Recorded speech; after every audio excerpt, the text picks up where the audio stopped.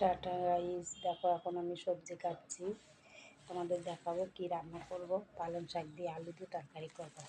দেখো এটা দেখাবো, আমি কাটাটা দেখাবো, সবজি কাটাটা দেখতে থাকো। পালং শাক নিয়ে এসেছি কালকে হাট থেকে, পালং শাক করবো আলু দিয়ে। তোমরা কে কে পালং শাক খেতে ভালোবাসো কমেন্ট বক্সে জানাবে। আর বন্ধুরা, আমার তো খুবই ভালো লাগে পালং শাক।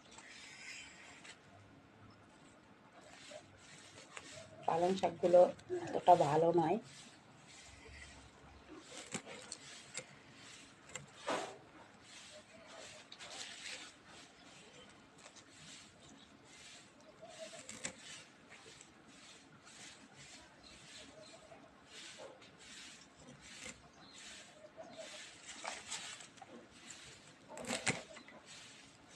একে খাবে পালং শাকের তরকারি, চলে এসো আমার বাড়িতে।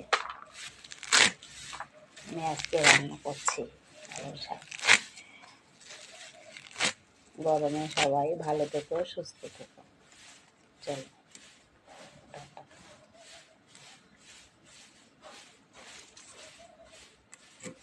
টাটা।